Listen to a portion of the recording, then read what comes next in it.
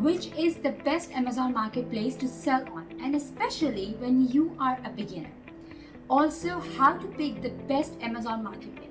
There are a lot of Amazon marketplace, so in order to be as successful as possible in the shortest possible time frame, what you should do? Where should you start selling? These are the common questions which I normally see. Hey guys, I'm Sania here and this is my channel, which is the best place for Amazon FBA seller. My mission is to teach you the best real education possible to get you to the six-figure Amazon mark as soon as possible.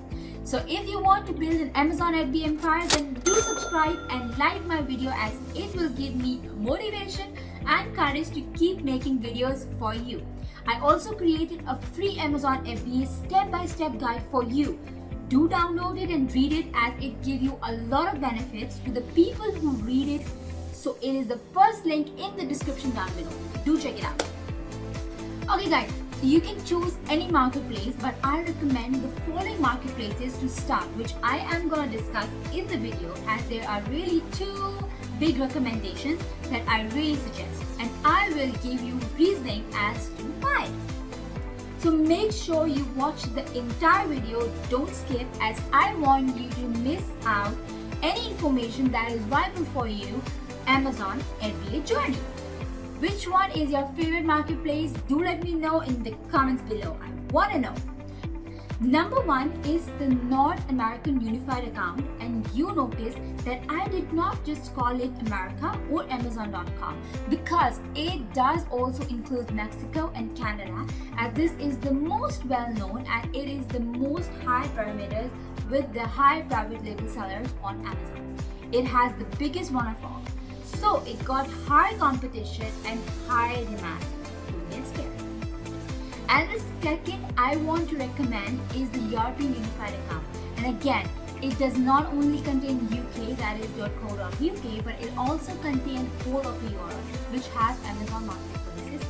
There are UK, Germany, Italy, France, and Spain, because that is why you can achieve enough sufficient demand over time. If you want to know how to sell on Amazon from outside the US, then do check out my video here. I will leave the link in the description down below. So these are the two starting areas I would recommend, and I will give you some reasoning as to why I think these two will be the best for you. So let's discuss these in detail in the video.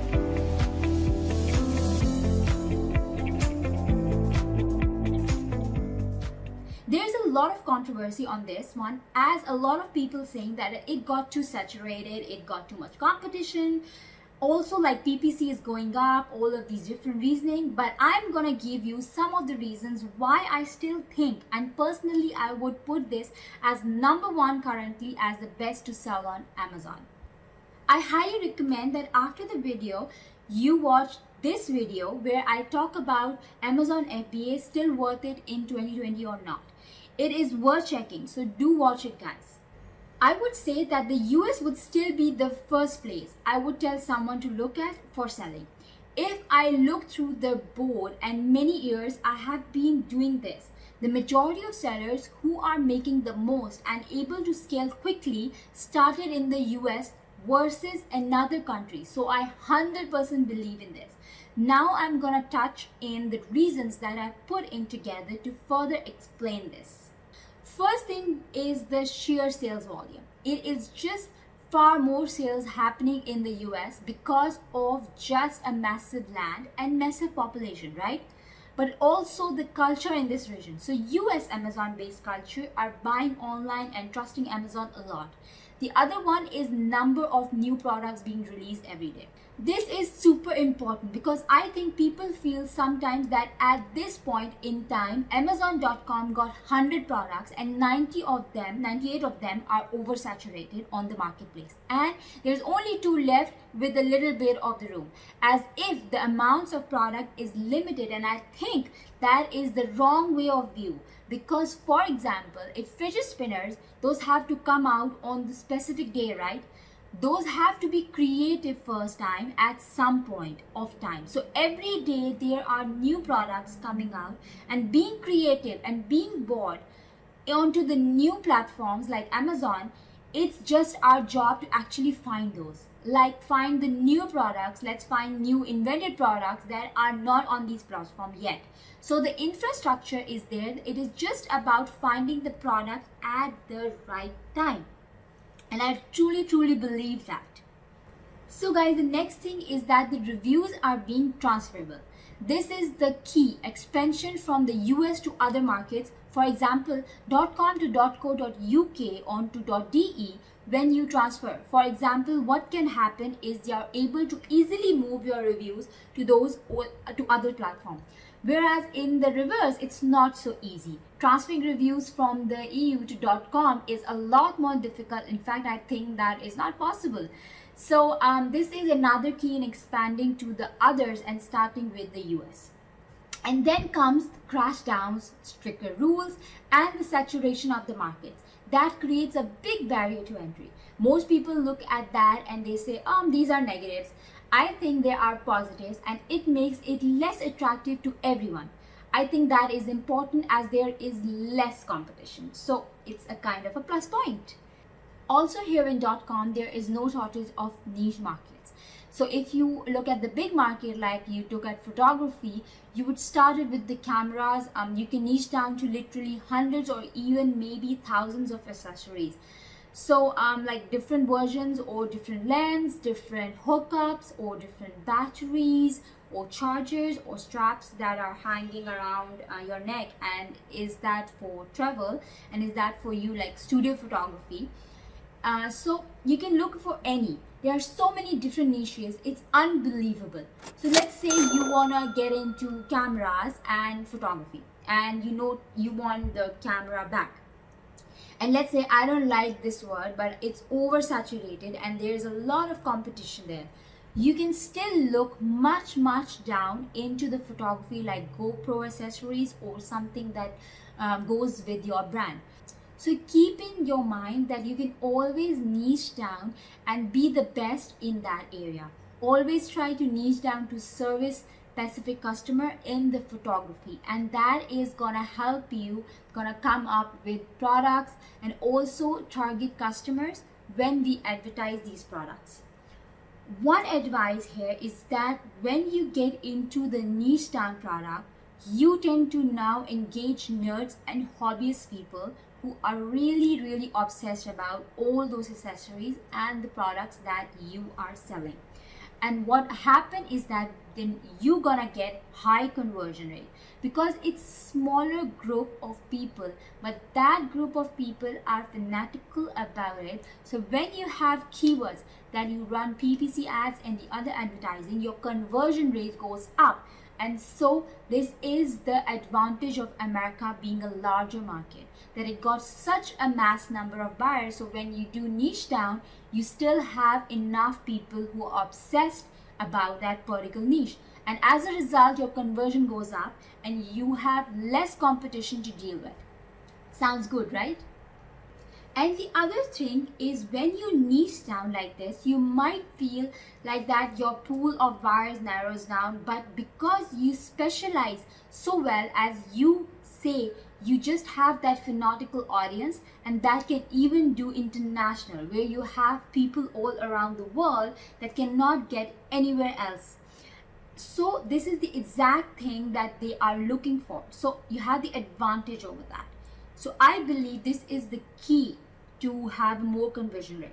You definitely have repeat buyer in this type of scenario. People who love a certain sub product are less culturally defined, like, oh, I'm American, so I'm gonna like it, or I just love photography and it doesn't matter, it's from South Africa or London or England.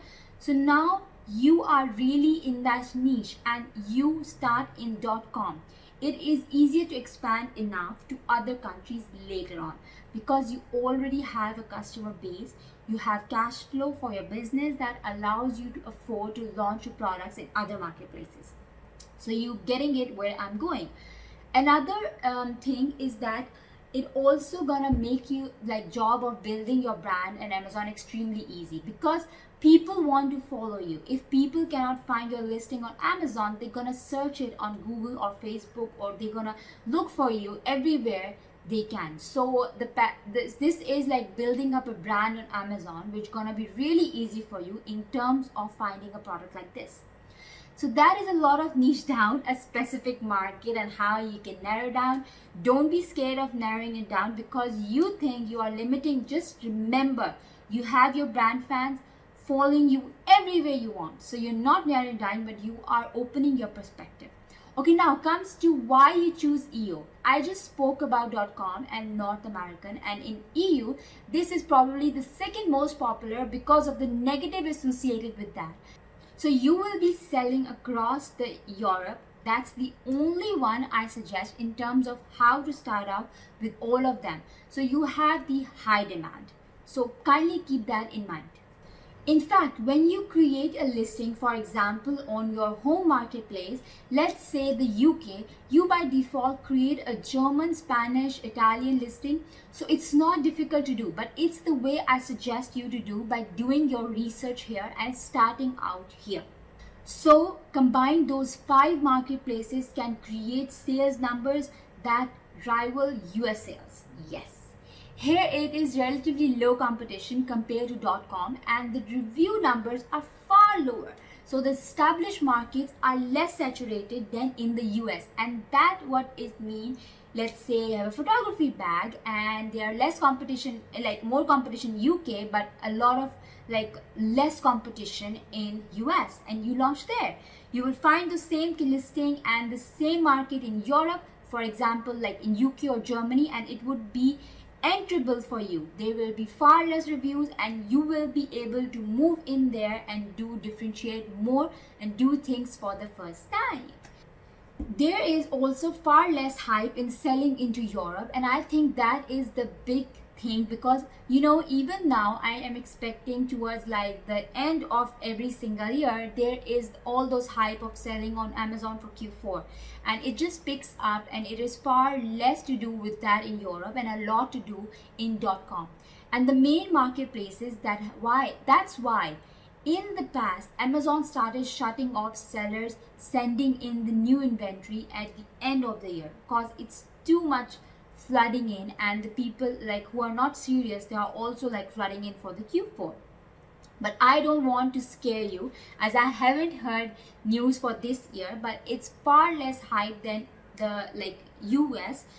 Now let's talk about the complexity of selling into the European. This creates a barrier as well. People are a bit fearful of what they have to do in the setup for the European. What is like VAT, how does it all work, how this cross-border shipment is done from UK to Germany, etc. How can I do Spanish and French listings? So there are these complexity that scares off a lot of people, and that is exactly what you're gonna look for, because if you go throughout it, you're gonna be ahead of other people. I always tell my students that remember, people hate inconvenience. If there is an inconvenience, that is where you wanna be. Yes, you are gonna make it inconvenience for people to copy you, 100%. For example, you wanna sell where it is inconvenient for people to sell, like maybe requirements. Those can be great opportunities for you. This is a form of differentiation because you are lowering your competition, and on the other side you are increasing the convenience for the buyers, which means you are raising your demands. So you can use the inconvenience for your advantage as an Amazon seller. So guys, if you are struggling between these two marketplaces, then I suggest you to choose one. Start with one that don't start with these two together, as it will be really confusing and you'll be sending shipment on 2 places. So it's really start with one, focus on that, get something moving, learn from your mistakes, build that up, and then choose your second marketplace. I hope that makes sense. So I hope I answered all your questions about which is the best Amazon marketplace to sell on. If you have any questions, guys, do let me know in the comment section below, as I'll be waiting for your comments. Guys, if you like my video, then do subscribe to my channel. Thumbs up. I will be making more video like this, so please do like it and subscribe to my channel, and do watch my video here as I handpick